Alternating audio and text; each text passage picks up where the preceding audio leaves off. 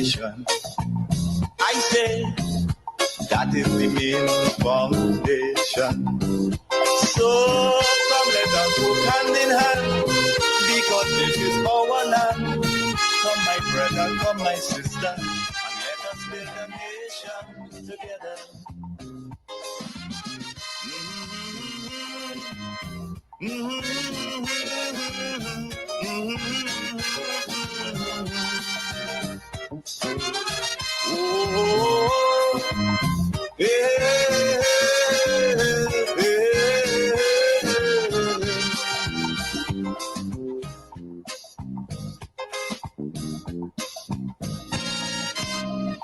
So much of things that we need to see about. Surely I do have to spell them out. So much of things we need to see about. Surely I don't have to spell them out. I want to welcome you to the Dynamic Hour. Again, we have a unique opportunity to talk, a unique opportunity to utilize the technology, radio, and social media to converse. Grenada belongs to all of us. Carriacou and Petit Martinique belong to all of us. We have a duty and a responsibility to enhance it, to make it better, not just for this generation, but for the next generation and the next generation. I want to encourage those on Facebook and on YouTube to please share the live. Sharing is caring. I want to start off by thanking God Almighty for sparing us, for ensuring that we survived the heavy rains and flooding, landslides, mudslides. It was unprecedented yesterday. The weather pattern, the amount of rainfall we received. And don't matter who was in power. Don't matter if NADMA had all kinds of contingency plans. Don't matter if the Met Office said X, Y, or Z, or the police did X, Y, or Z. Very few, very, very few islands in the world could say that they would be fully prepared for that kind of weather and rainfall. It is hard to handle such amount of rainfall. The inundation is, it is just tough to prepare, one, and to respond to. Very, very tough. So all those who sprang into action and did what they had to do, I want to thank you. I want to express appreciation to you. And yes, you would have people condemning you. You would have people criticizing this and criticizing that and saying we could have done this differently and that differently. And so many talk. We have a lot of talkers out here. But if you check it out carefully, the amount of debris that came down with the flooding, with the heavy, flowing rivers and streams, it was just too much to handle.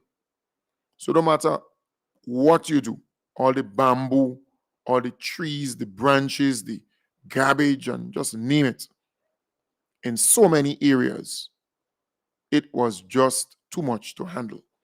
So banks or inundated, banks, were breached, and you had flooding in quite a number of areas. quite a number of areas. And Nawasa is under real strain, Grenlick under real strain, the ministries, particularly the Ministry of Infrastructure, under real pressure because you had bridges, you had roads that were affected, right? Badly affected. And they would be assessing this morning the damages in so many areas. And it will cost government millions and millions of dollars. So it don't matter who was in power. If that amount of rain fall, you can expect major damages, right? But I want to thank the government. They did an excellent job. The Honorable Andy Williams, acting Prime Minister of the state of Grenada, and he's an action man. He's a man who is always at it. And maybe because he came from the private sector, so he knows about getting results and getting the job done. He did a fantastic job. And yes, people will still criticize him. Yes, people will still condemn him and say all kind of bad things about the gentleman. You cannot get everybody to say good things about you. Don't matter if you do good things all your life. All right? But they did a wonderful job. The folks on the western side, they're a bit happier because they're now passing on the Moline Road. It's not totally complete as yet. They had a paving date for Friday, this Friday, like 2 days from today. They were planning to pave from, the beginning of the Monkmorris Road, at the beginning there, when you're going up to Monkmorris, they were planning to pave from there, go back into Moline, go back towards the bridge that they newly constructed, and then on the other side. So they were planning to do all of that to complete the project, at least that phase, because they still have to do some stabilizing of the upper slopes and the bottom slopes. All right, but I'm happy that vehicles are passing there. And thanks to the government, they did not just sit by and take all the criticism, and because the NNP, they were condemning and criticizing the government consistently. So, but the NNP was in power for 23 years and a half, and they did not quickly address this situation. Yes, they had people doing feasibility studies, you had consultants, you had that kind of stuff. But the actual work implementing and getting the job done, they never were busy where that was concerned. They just allow vehicles to go in Monkmorris and the others to pass on the other end. But I am saying the government did not, study the opposition. They did what they're supposed to do, and they did it well. So we want to commend them. We want to applaud them. We want to say to the government to just keep doing what you're doing, because if you focus on the criticism, if you focus on all the talk from the opposition, you would get stuck. It will have psychological effects on you. I say to people sometimes I don't listen, period, to some of those NNP programs, some of those opposition podcasts, or talk show programs. I just tune out. I don't want to hear. And that's always good for your health, your mental health. Sometimes you just don't want to hear. And I think that approach is good sometimes. You heard the Honorable Andy Williams last night. I interviewed him, and he said, look, he's fixated on the people, helping the people, bettering the lives and living standard of the people. All right? And he keeps doing that, helping people, making them happy.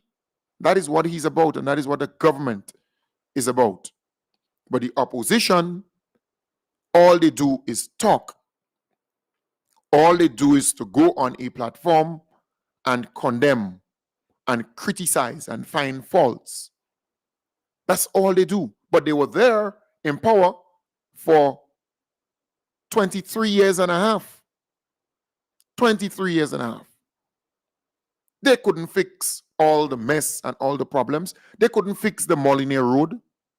They couldn't fix the River Road flood mitigation project. No. But they were there for 23 years and a half.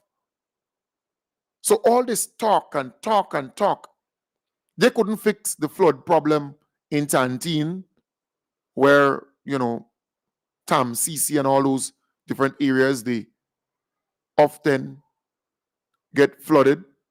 They couldn't fix the problem in Grenville and all the issues in 23 years and a half.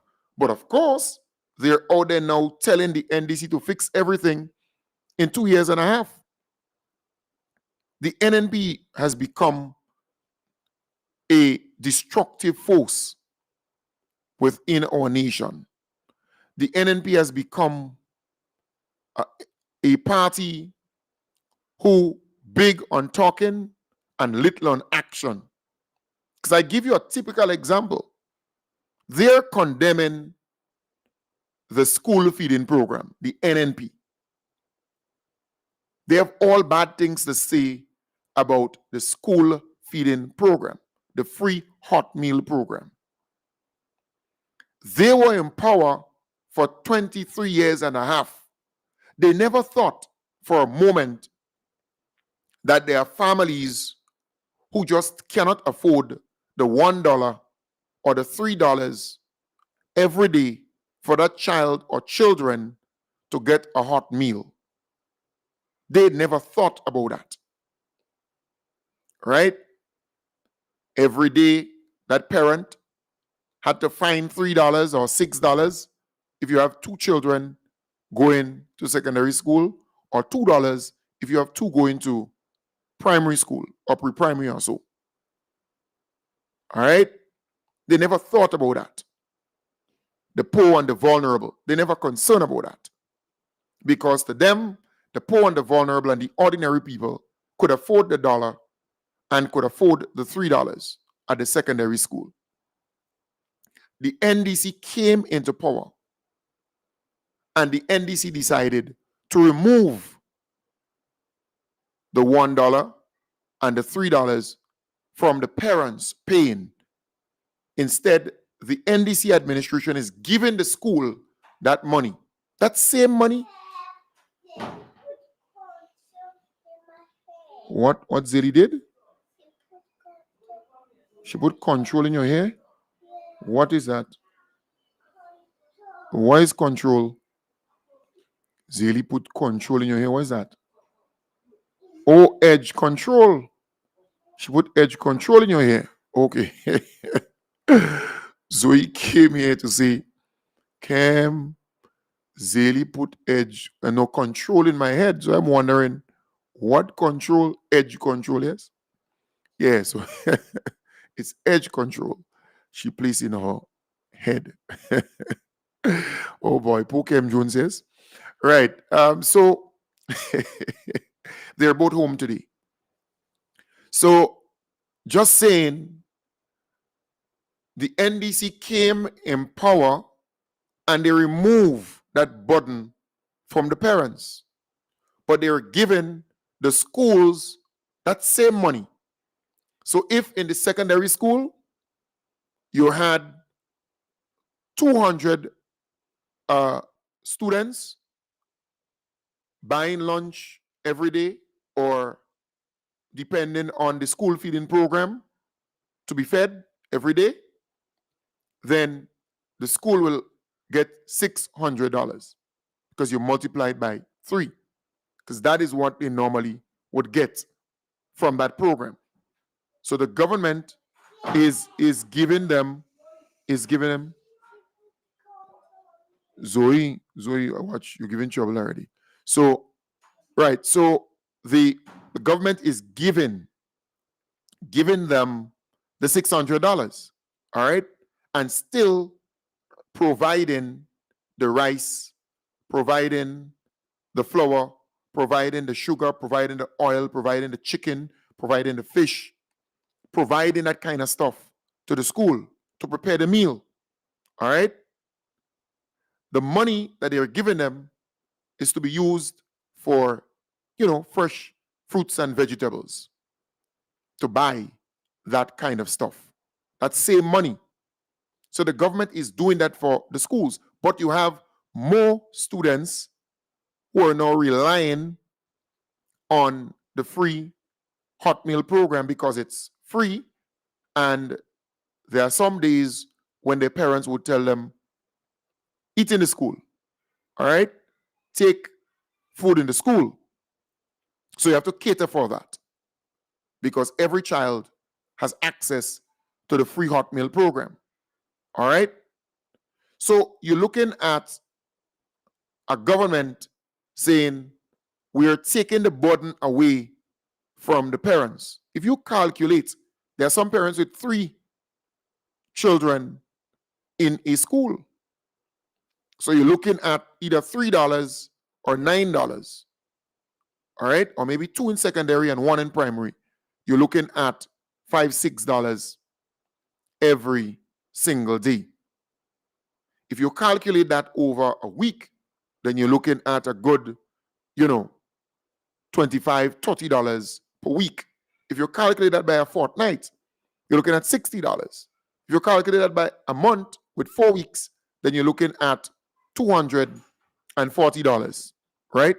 And if you calculate that by a month with 5 weeks, 5 weeks, then you're looking at almost 250, 250 something, somewhere around there.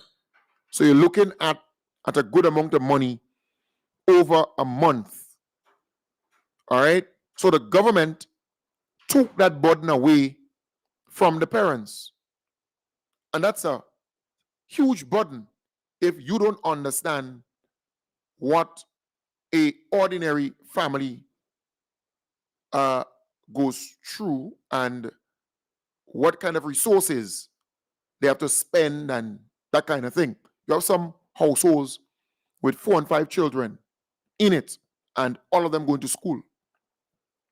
So the NDC, recognizing that, decided to remove that burden from the backs of the parents. And they decided it is a free hot meal program. You don't have to find that money. Government will pay. Taxpayers' money will pay to feed the children on a daily basis. All right? But here it is. The government would give them that money, the same money that they were collecting every day. The government will calculate it by the month and give them a check or a voucher. So you could redeem your money. You can get your money, the same money that you were collecting. And not only that, the government got some supermarkets and they contracted them. They would provide the rice, the flour, the sugar, the milk, the oil, the dry goods and so on, and the chicken and that kind of thing. They would provide that, right? Country Coal will provide chicken in some areas, and that is a contract that they have. But you have some kitchens where you provide them with the stuff and it may finish before the month end. So 5 days before month end, they might finish because they're still kind of getting to understand how to manage the stuff. Managing is key, Management is key. Sometimes even in my household, I would say you have to control the rice, control the provision, control the meat. You have to manage it. Even the electricity, I would go and cut off the fan when no one is there. I would cut off the AC. I would, if outside is very cold, I would adjust the fridge because outside is cold, right? You adjust it. You don't need to have so much energy being used for it to be, the temperature that you require. And then your lights, you can adjust that. You manage the water. You're brushing your teeth. You make sure you use a glass, right? So you manage. So you pay less in a medium to long term. In fact, short, medium, and long term. Management is key. So you have goods and you want it to last for a certain time. You say, this is what I'm going to cook today. This is what I'm going to cook tomorrow. This is what I'm going to cook the next day. And then you then start to teach the people who are cooking size. How much of this serving would feed this amount of people? If you look on, let's say, a can of something, it will tell you how much serving, how many people it can actually feed, right? So you have to have the people who are in the kitchen, because there are some people, they cook a whole pile of rice and you have left over, a whole pile of chicken and you have stuff remaining, and plenty vegetables and plenty this and plenty that and plenty that. You have to be able to teach these people servings and how much in how much a pound will feed, how many students, a pound in this and a pound in that and a pound, or 5 pounds or 10 pounds, and you have to teach them that. So they're getting there. So the program would have little hiccups and little problems at the beginning, but over time it will pan out. So that is the vision of the government. All right? The government roll out that program, the free hot meal program, feeding over 13,000 students every day, feeding over 13,000 children every day. This is no easy feat. This is a serious undertaking. But here it is. The NNP, when they were in power, the parent still had to find the $1 or the $3 to give their child or children to get a hot meal. The NNP, when they were in power. The NDC introduced the free hot meal program. The parents don't have that burden anymore. The burden is now on the state. But the NNP will spread propaganda about the program. The NNP will take time to criticize the program, to say all manner of bad things about the program. But they would not take the initiative as a party to engage the schools in their constituency. There are some constituencies with plenty schools, and there are some with 4 and 5, 3, and so on. So there are some constituencies with a lot of schools. There are some, again, not plenty. But here it is. Why not take the initiative to map out the schools and the communities that they are part of? Because a school might be serving 3 communities, in some cases 4.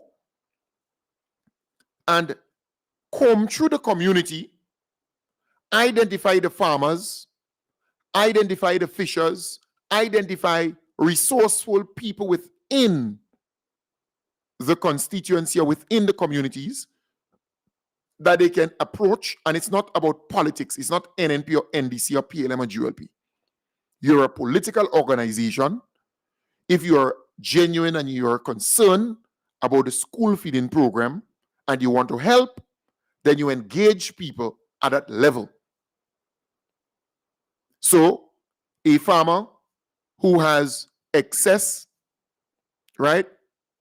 Excess, let's just remove this person here. All right, there are some people who come on the program And, right. So it's so easy. It is so easy to remove a person who comes under the program cussing or saying certain things. So easy. Thanks to Facebook, thanks to YouTube, thanks to Restream. It's so easy. The minute time you come under the live and you start using obscene or attacking me or anybody else, I just block you and you never again get a chance to view me or follow the program again unless you listen to radio and you can't comment there. So they can comb through the communities, identify the fishers, identify the farmers who may have excess. Because remember, when you're farming, you may have excess in plantains, for example, blugger, fig,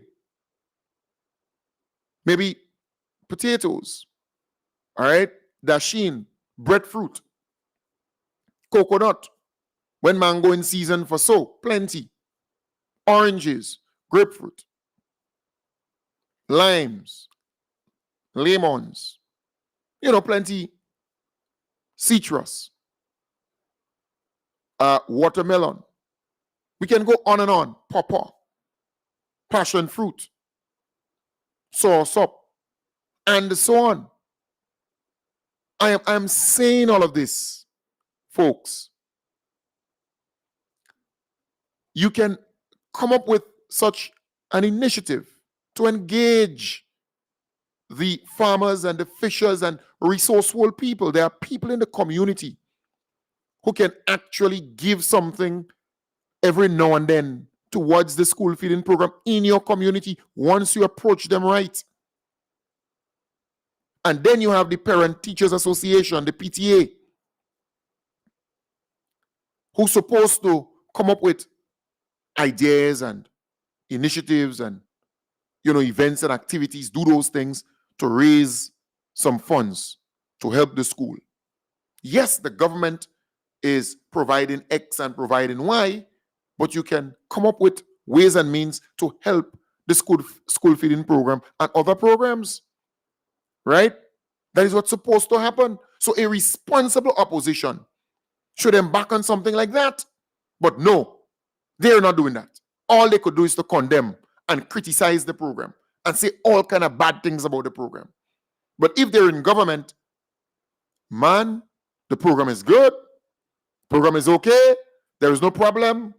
The program is way better than the other one. And that's what they do.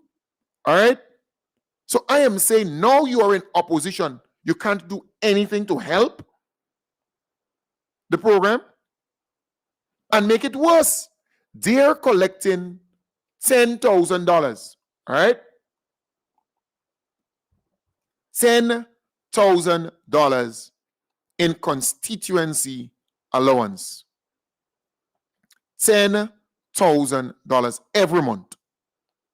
All the opposition MPs. $10,000 in constituency allowance. What they're really doing with it? That's the big question. Because they can give the 4 schools in their constituency $500 each to help buy fish, or to help buy chicken, or to help buy fresh fruits and vegetables from that money. They could do that. My thing is, they don't want to do these things. They want to condemn and criticize because they want people's psyche to be affected. Where people start thinking things are bad. That is what they want, They want things to get bad. And even if it's not bad, they want people to think that it's bad. That is what they want. So instead of helping, they're adding to the problem and the crisis and the issue. They're making it worse. And they want it to get worse because they believe they would be the direct beneficiary if it gets worse. This is dangerous because you're talking about kids. You're talking about students, children, right? That's who you're talking about. All right, Zoe, you look good. You look nice. You look like a princess. All right. Okay. You look nice. Say hi. You're a princess. Just right. All right. Good. No trouble. All right. Nice. Close the door. So I am saying they want the thing. Close the door. Close it. You squeeze your foot, your toe. All right. Sorry. Go on. Close it. Close it. All right. I am saying, folks, it is clear that they want the thing to get worse. They don't want to help in any way.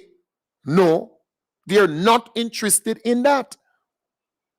All they want to do is to criticize and condemn. But here is an opportunity to show that you care. You don't have to go in government to show that you care. To take or come up with an initiative like that to help a program that is so important, feeding 13,000 students or kids or children. And that's a real example of how bad-minded the NNP is. They don't care about this country. The new National Party don't care about Grenada, Carriacou, and PT Martinique. They are part of the complaining industry, so they complain, they grind, they groan, they go on their platforms and tell lies and gossip and spread misinformation. They're good at that. But when it comes to solving problems, when it comes to fixing things, when it comes to making things different so that people can be in a better position, they're not interested in that. They love to condemn.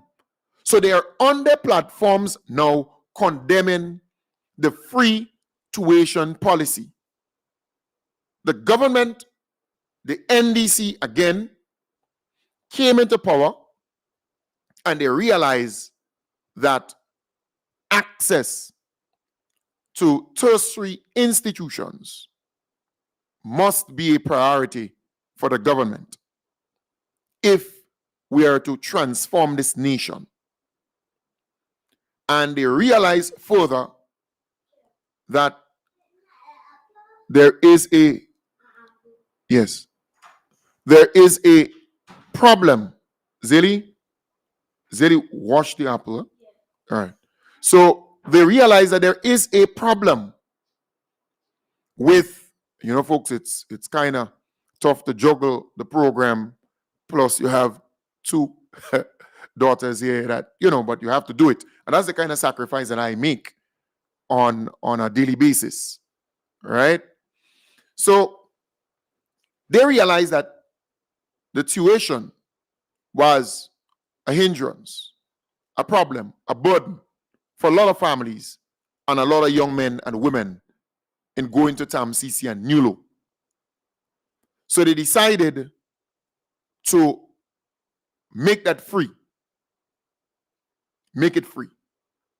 So the government again will pay for that youth, that young man or that young woman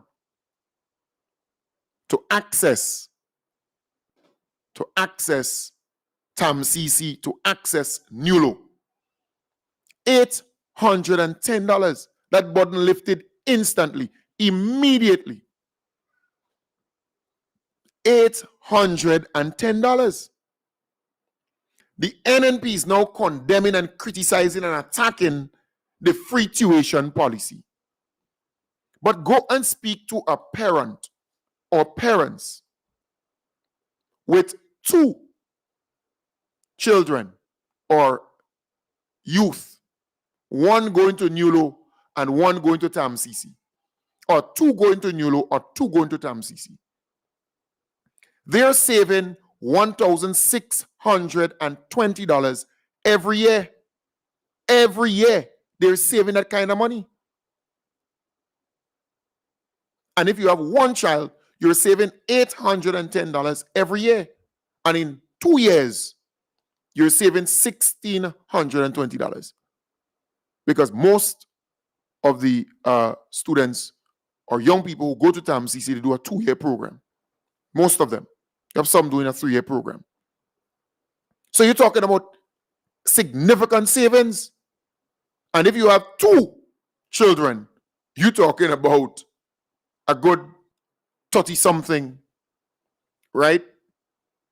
$3,240 you're saving. That's money that you had to find to make sure that your children complete.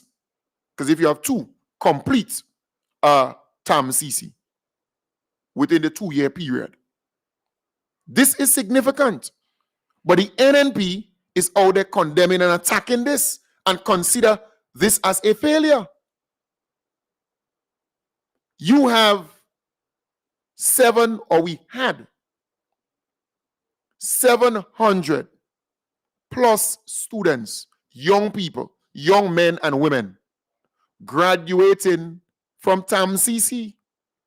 700 plus. That's just TAM CC. This year alone. And all of them benefited from the free tuition policy. All of them. We ain't talking NULO yet. Hundreds of young people there too benefited from the free tuition policy. Parents are happier because they don't have to find that money every year. In fact, you heard TAM CC said you have more people registering or showing interest to get into TAM CC, to get into the college. And the government is looking at those who are doing the after work studies and so on to help them too with the tuition. But yet for all, the NNP is condemning this initiative and consider it to be a failure. Because to them, they're saying it should not be for every young man or every young woman who is attending NULO and attending TAM CC.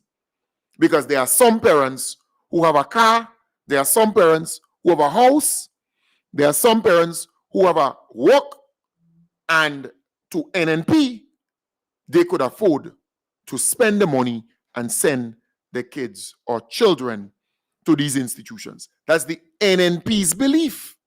Because the NNP always believe in segregating our young men and women and our children. They did it with the free textbook program that the NDC started. The minute time the NNP came back in power, they removed all the private schools from the free textbook program, saying that the parents who are sending their children to private schools could afford. And they're not giving them any free textbook, but instead they would focus on the public schools, and then they water down the program in the public schools. They stop replacing books and buying new books. So parents are going for books and getting 2 and 3 and 4 because they had NNP supporters who had bookstores. And we know they had bookstores and they were making millions and millions from it. So people had to go in the bookstores and buy their books. And then they would assist their supporters, because anytime the NNP open its mouth, right? Or once they open their mouth and they tell you the program, the social safety net program should be about those who could afford, helping those who could afford. Sorry, those who cannot afford, helping those who cannot afford. Anytime they open their mouth and talk about helping those who cannot afford and those who could afford should pay, they are referring to their supporters. Their supporters they're referring to. The NNP always sees their supporters as poor and vulnerable. So they believe that all these social safety net programs should be for their supporters only.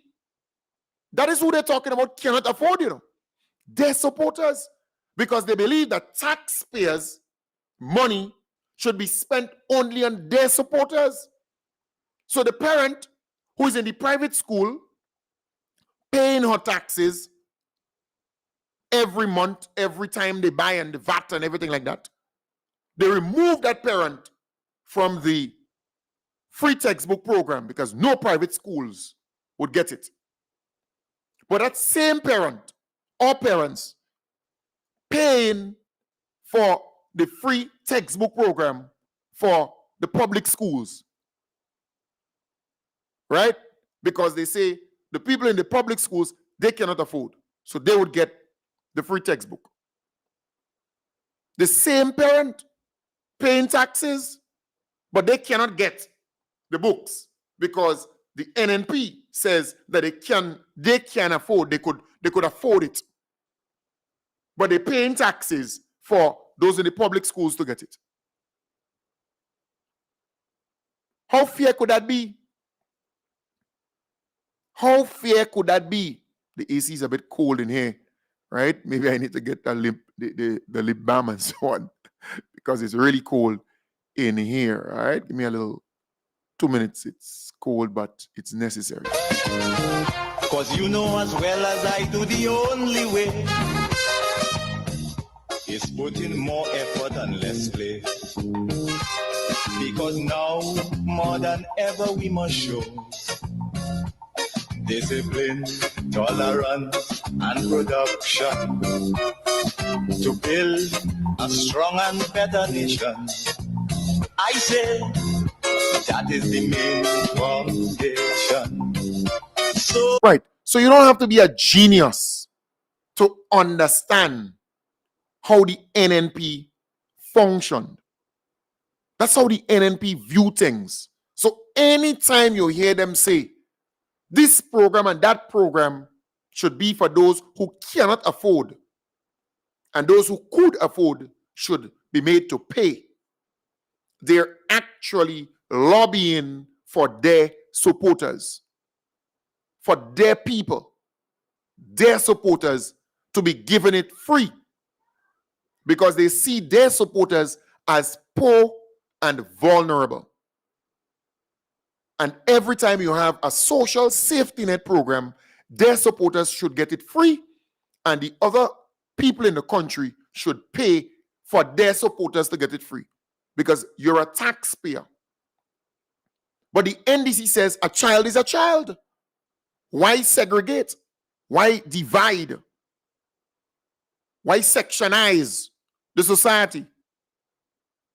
Because you have the free tuition policy, all right, for all the young men and women attending TAMCC and the NULO.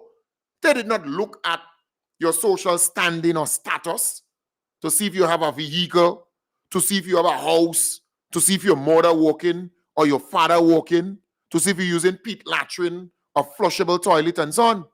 No, they said everyone who is attending TAMCC and NULO, they're getting the free tuition policy. Or free tuition. They're falling under the free tuition policy and they're getting free tuition. That is how it's supposed to work. That is how it's supposed to be. But the NNP is out there saying, well, there's a high rate of dropouts from TAMCC. That's what the NNP is saying. Huh? And then when you investigate, you realize that that is not true. That is not true.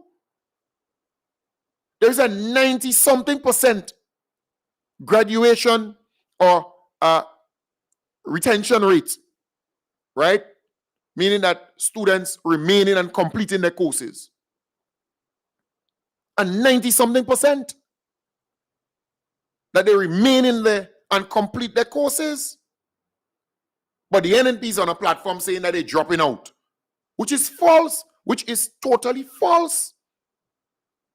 But they believe by saying those things, they're going to get people to fall for it. It is sad. Really sad. But that is how the NNP functions.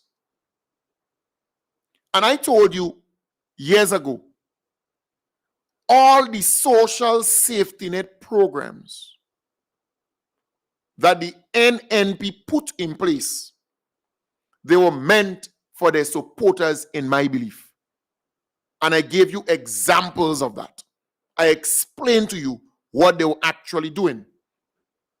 And that was to build loyalty for them. So, the seed program, for example, many of the NDC supporters will never qualify to be under the seed program. Because how the NNP design it, you have to be using the pit latrine. If you have an indoor bathroom and toilet facility, you may never qualify. If you have a couch, you may never qualify. If you have a TV in your house, you may never qualify. If you have a stove and a fridge, you may never qualify. If you have bed and not sleeping on the floor, you may never qualify. That is how they design the thing. So their supporters, who they call the poor and the vulnerable, will always be the direct beneficiaries of those programs. Always. And not just that program, nearly all the programs, the housing repair program was going directly to their supporters. Yeah. Directly to their supporters. The burial assistance program, same thing. The transportation assistance program, same thing. All these different programs were going directly to them. The geriatric caregivers program, where you were taking care, where they had young people paid to take care of some elderly folks, because most of the NNP supporters, they were in the debushing program, right? And they were in poverty, stuck in poverty. The grandmother needed a geriatric caregiver to come and clean them, bathe them, and so on. But another person who used to work, who has a pension coming in and other little things, and a family, kind of stable, they would have people paid privately and personally to take care of their family and so on. Right? But the NNP elderly person there would need that geriatric caregiver to come and clean and bathe and so on, because they never made any provision for retirement to take care of themselves when they reach a certain age, right? And then you can go on and on. All the different programs, social safety net programs, they will get towards the NNP supporters. Almost $100 million worth every year, annually. That is why you hear the NNP talking about caring for the poor and the vulnerable and the poor and the vulnerable. They make their supporters poor and they keep their supporters poor. The back to school voucher program, the NNP used to dominate that program. They used to go into the constituency offices and collect the vouchers, right? And you at that time, you didn't know what is NNP office and what is constituency office, because they just mix the thing together. The road walk again, boy, they would make real million, real bacchanal for the road walk, NNP supporters. Yeah. So all these social safety net programs were designed to keep them and make them happy. $100 million annually in those social safety net programs. And that was their stronghold. That was their breeding ground and feeding ground. In fact, there were some supporters of the NNP who would go in the revenue office and collect $300 or $450 for 5 children each. 5. Each of them getting $450 and $300. And then you have the grandmother getting another $450, the elder in the house. And then the mother getting that money. And then when you look for the father, there is no father, but they have 5 children and 6 children. And they, under that program, collecting that money. So it was an incentive to make more children, one, and to just live good with taxpayers' money, collecting almost $3,000 every month. That is how they were being fed and taken care of. So these programs were designed for them. For all these years, they were the direct beneficiary of those programs. That is why anytime you hear they talk, the poor and the vulnerable, the poor and the vulnerable, the poor and the vulnerable, every time they open them out, they make these people poor, vulnerable, and illiterate. Some of these people cannot even read and write. They cannot reason, much less understand things. They just can't. And they keep them there. Look at the amount of pit latrines that the NNP left for the NDC to come and take these people out from pit latrines and give them flushable toilets, right? Look at the amount of pit latrines that the NNP left. It's not no little pit latrines. You know. I just can't put what was that again? Was it latrines? It's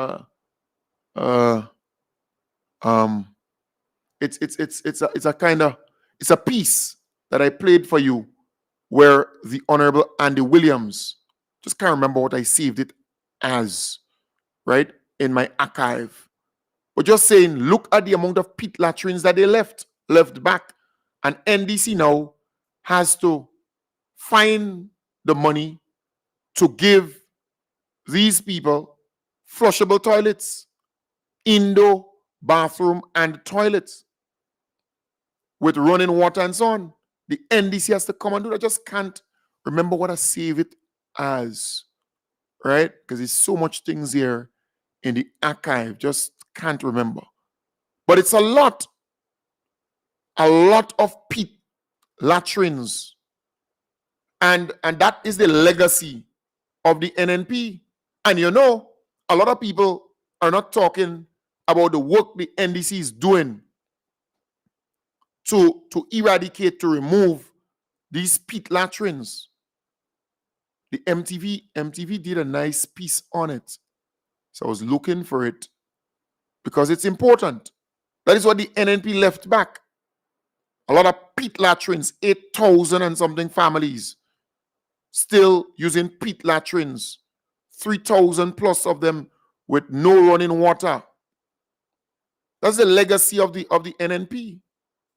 The NNP is known for that. I just can't remember. I think it's latrines I save it as, you know. I think it's latrine or something like that. I save it as. Let me see. All right. It's just the legacy of the NNP. And we have to say it as is. Approximately 1,398 households with no access. 1,398 households with no.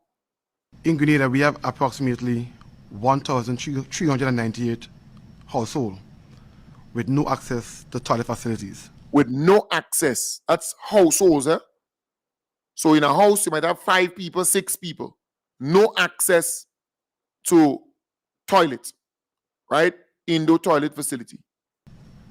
We also have approximately 3,500 persons have no running water. So you have approximately 3,500 people with no running water in their homes. Right? So you have 1,000 plus families who are using a pit latrine still. And you have 3,500 plus with no running water in the house. Also, we have 8,715 persons today. You have 8,715 persons now to date that uses pit latrines. That use pit latrines. 8,700 plus using pit latrines. Huh? What? Grapes? You want grapes now? Or where's the apple? So you eat the apple, I know you want grapes? Yes. Well, you go boss the farm? Huh? What's a farm? What's a farm? Don't worry. I know what's a farm. Zilly, just wash the grapes and don't take much. Okay. Take 3 each. And close the door. Yeah, close the door. Oh boy. Yes. So I am saying, folks, you're talking about 8,000 plus. 8,000 plus. 8,715 people in Grenada still using pit latrines. Then you have 3,500 or so without access to water. You have 1,000 plus families using pit latrines. And the NNP was in power for 23 years and a half. 23 years and a half. So they never did anything to help these people. And the majority of the people who uses pit latrines in Grenada, they're NNP supporters. I guarantee you that. The majority of people who cannot read and write in Grenada, they are NNP supporters. I guarantee you that. The majority of people without running water, access to running water and so on, they are NNP supporters. I guarantee you that. So they kept these people poor and vulnerable. That is why when you look at the NNP zonal meetings, look at the crop, look at the cadre of people who are at those zonal meetings. Just check it out. They fit the profile easily. So the social safety net programs over the many years, they were meant to take care of the NNP supporters, in my belief. I think it was designed to take care of these people. So $100 million going directly towards these people in those programs. Every year, it's like a cycle. So in a 5-year election cycle, you're talking about $500 million going directly to these people. $500 million. This is no joke. No, this is no joke.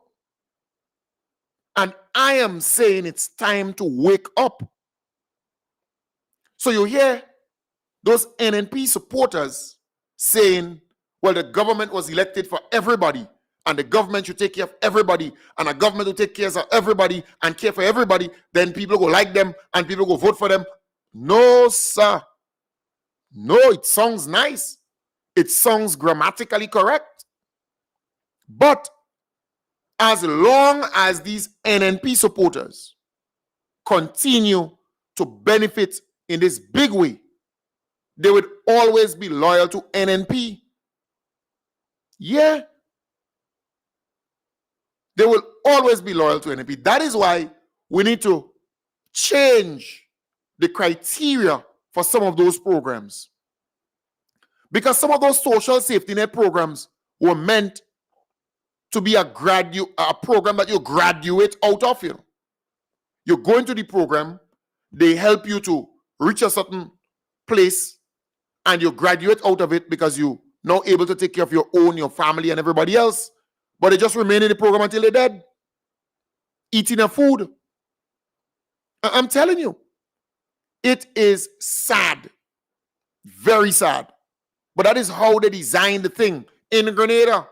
So no matter what the NDC does to empower and to help the people, they would still condemn and criticize the NDC.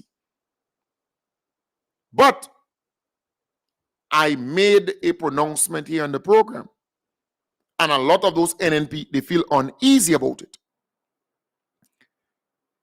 The NNP was never popular. No. Some people believe that they were because they won 15 seats 3 times. But they used a very simple formula to win 15 seats. It was not that they were helping everybody and focusing on the development of the country and so on. And no. Nope. They went ahead and identified in every constituency the number of people that they needed to win in every constituency. All right? So they identified in, let's say, St. John, they had 6,000 people registered to vote in St. John. So they said all they needed was 3,001 or 3,050 people who were registered to win the election. So they started focusing on that amount of people to win. So they were not looking for everybody to vote for them or to support them. And they did that in all 15 constituencies. So obviously, they would get all 15 seats. Not because they helped everybody in the constituency, not because they had innovative things doing and bettering communities. No, because the community centers were run down. There were no libraries in communities. The playing fields were run down. They didn't even light some of the playing fields or upgraded them. The basketball courts and netball courts and so on, they were just left the way they were, run down. The roads, they never widened them or built plenty drains to control the water and so on. They never did that. The police stations, they left it to run down. Right? They kept hiring people on contract within the public service. They never paid the pension to public officers. They docked the salaries of teachers who went out and demonstrated for their pension and their gratuity. They never focused on agriculture, to build agriculture and so on, and agro-processing and so on. No. Nope. They never built new schools and renovated schools and increased people's minimum wage and so on. They never did all those things. But yet still they won over and over and over again because they used that formula. It was not because Keith Mitchell was popular and NNP was liked and popular and so on. No, sir. They targeted the numbers in the different constituencies and they focused on them all the way up to the election. Yes, we know Andy's on GBN. We know that. But this program is continuing, folks. So while you want to come on and post, well, Andy's on this program or that one is on that program, we continue with our program. All right? So you realize you're doing it and we still have the people in the program, we continue with our program. Good. So whoever want to go over, they can. That's nothing wrong with that. Good. So be it. So I'm saying that was the formula that they used. This thing is basic, you know. You don't need to be a genius to understand it. So it's not that they were popular and liked and loved, because this guy victimized so many public officers. So many public officers. There was no pay and grade within the police force. They left the police officers just like that. No pay and grade, nothing like that. The prison, same thing. They never regularize public officers to make them permanent in their acting positions and so on. No, they never did that. So all these different things, they never did that at all. All these good things that the NDC doing today, the NNP never did that. They focused primarily on the amount of people they needed to win in those different constituencies, and then they won the election. So you cannot be a genius, you know. You can't be no genius and no hero and believe that a hero, not genius, a hero, and believe that you could please everybody and get everybody on your side to support you and vote for you. You can't. There comes a time when you have to say, this is the amount of people I need to win, and I will focus on the amount of people I need to win the next election. That is what the NNP did. And they won all 15 seats. They give windows, they give doors, they put who in Imani training program, who in this program, Empower program, all kind of different social safety net programs, who under the seed program, who under the this, who under all kind of programs. And they just get the numbers and they maintain that. Because when a person getting something, they're fearful that they go lose it if somebody else come or if there is change. They're fearful, they're afraid. That was the strategy. So all these good things that the NDC doing today, land regularization and giving the farmers this and giving the fishers this and all these different people giving them all kind of stuff, housing this and under the NNP time, that was not the case. That was not the case. That is why the roads remain the same. You know, never widen anything, build anything, fix anything. No, they were not interested in that because that didn't give them any votes or getting loyalty or support. No, they focus on the social safety net programs. And they always talk about the poor and the vulnerable and the poor and the vulnerable and the poor and the vulnerable. They focus on their people. Their people. So NDC now in office, they have to fix those community centers, right? You see what they're doing? They're fixing them. The playing fields, they have to fix it, upgrade it, renovate it. You see what they're doing? They're fixing it. They're building new schools and they're renovating some of those that are still around, the old ones. They're renovating, reconditioning, repairing them. All right? They're fixing basketball courts, netball courts, they're lighting it, solar light, left, right, and center. All right? They paid the pension, no matter what, they paid the pension, they continue to pay the pension. They paid the doc salary. They give farmers millions and millions of dollars. They have youth in agriculture, women in agriculture, all kind of programs, seedlings, they're giving out seeds, they're giving out manure at concessionary rate, they give chicks, they're giving it up, a whole pile of stuff. They're regularizing people in terms of their land, crown lands, to give them title deed and plan and so on. They going ahead with the regularization within the public service to help people. They're trying to come up with a new pension for those on contract so they could have something to go home to. They adjusted the minimum wage. They have bi-monthly salary so people don't have to beg their way till the end of the month, right? It's a whole pile of thing they have done. More flights coming in and out of Grenada. They're focusing a lot on that tourism and so. Free tuition in schools, free hot meal, return of history in schools, TVET in schools. And we can go on and on and on. On more scholarships given. Plenty things happening. Major projects still happening. Things are happening in the country. Right? All the social safety net programs still intact. All the debushing program, the Empower program, the geriatric caregivers program, the new Imani training program, all these different programs still intact. So the NDC doing all of those things. But still for all, the NNPs out there, man, they complaining, they grinding, they groaning, their supporters calling programs, they saying all kinds of stuff. All kind of bad thing. You can't please these people. You're mad. How and when and where? You have to focus on the amount of people you need to win in your constituency. Get the majority on your side and feed them, take care of them all the way up to the election, no matter what people say, no matter what them NNP and them say. No. And that is why I said the MPs on the opposition side who got the increase in their salary, they should have never give these people no money. Leave them at $1,200 and give those in government the money. You have to be radical at times. The constituency allowance, you should have never give these people any constituency allowance. Give only those on the government side the constituency allowance. Yeah, sometimes you have to treat these people like that. If you play too nice with these people, they will come back and kick you. Old people said so. Old people said, if you treat them too nice too quick, you're in problems. You pick them up with a hula hoop or barefooted, you go and try to get them manicure, pedicure, get them high heels, high heel shoes, fix up their hair, teeth, all kind of stuff, and nice them up. They get vehicle, they get walk, they get, once they become too comfortable, they take in the same high heel shoe and kick you.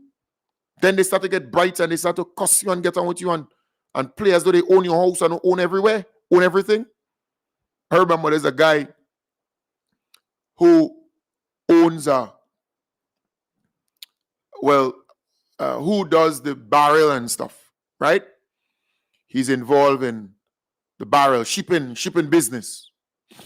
And he has this shipping business, right? With barrels and other things. So he picked up this lady from a rural community. Well, so the story goes. It's alleged, all right? So I don't want it to come too close to inference or insinuation that he believes that enough people know that it's him.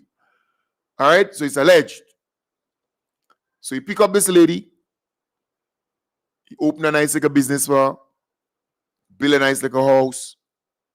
She start driving nice car. She doing up she hair nice. She wearing nice clothes. Everything nice and dandy. She became very comfortable. Then she started to horn him with a young boy. He growing like crazy. But he was not stupid. All the things were still on his name. She lost sight of where she was and the journey that she traveled to get there, what he did, all the things he did for her. She started to, because I mean, he was a more senior guy, older guy. She started to take advantage of him. Start to take young boy. The young boy can't help her. You know, that particular young boy can't help her to do anything or to better or help her to fix it. Nothing like that. She lost her way. And a lot of people can attest to that in their situation. Same thing. That's just how the NNP supporters operate. And I'm saying that over and over. That's how the NNP supporters operate.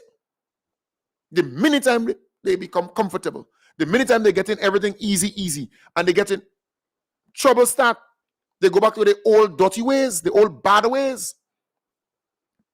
That is what they're accustomed doing. So they're chameleons now. Everything they touch, they become it. They come around you and they play that they're supporters of NDC and the government and they like this one.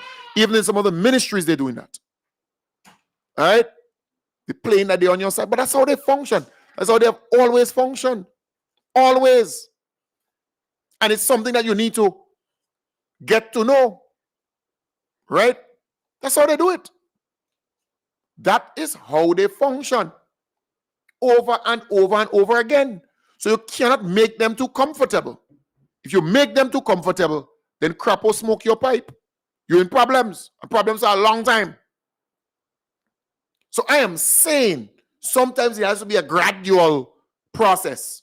Matriculatively, you're going to get there. But step by step by step. The minute time is instant. Instant coffee, just pour water and you drink. Right? The minute time it's problems. Come back to haunt you and bite you. So you can't be too nice with these people. You can't play nice politician and nice with some of these people. So you have to go back to their own formula. That is to focus on the amount of people you need to win in your constituency. And look for that number and take care of that number and win your seat. Win all 15 seats. Because it's possible. You can win all 15 seats. Because that formula, once you're in government and you use that formula, you can win over and over and over and over again with that formula. Right? So while you want to do all the broader things and fix this and fix that in the community and better this and put that on, that's all nice. It's all nice. But to win an election, it's a different ball game. A different ball game. That formula, you have to use that formula to win. Because you can't please all of these people. Come, Zoe. Give me. All right, give me the pen. You're getting in trouble. So, I am saying the minute time they become comfortable, they start to wrench on you, they start disrespecting you, they start saying all kind of stuff. That's how they do it. That's how they're accustomed doing it. So, it's a learning curve. You can't be too nice with these people. No way, Jose. You can't. Because I know them. I've been around them. I experienced them. So I know them. When I talk about them, I know. I know them. I'm not guessing this. So you can't be too nice with these people. Because they're going to come back and haunt you. Because the minute time they become comfortable, you're in trouble. All right? So sometimes you have to become a little radical to say, hey, this thing is not no church show or no nice show or no easy. No, sometimes you have to treat these people in such a way that if you're too nice, you're in problems. You're in serious problems. And I hope you understand what I'm saying. All right? I hope you understand what I am saying. It is clear. The NDC is about country. The NDC is about community. The NDC is about people and developing people. Making people's lives better. But sometimes you have to look on winning an election. How do I win the election? Because the formula I explained to you is a very easy formula to win all 15 seats. And that is what the NNP did, in my belief, over the many years. Yes, they win 15 seats. Yes, they won 15 seats. But that formula is a very simple formula. A very simple formula. All right? So again, folks, I am saying it is important that you understand how to win. Yes, you may want to help everybody. You may want to build all roads and fix all schools and fix all community centers and playing fields and netball courts and all kinds of stuff. But when it comes down to winning an election, you have to identify your numbers and make sure that you take care of them all up to the end. And you must win. Nobody could stop you from winning once you do that. So sometimes it's all cool. You want to focus on everybody. All right? It sounds nice. It sounds all cool. But it's what it is. All right? So I trust that you understood a thing or two this morning. I took my time, go back into the teaching mode and explain this in very simple formats.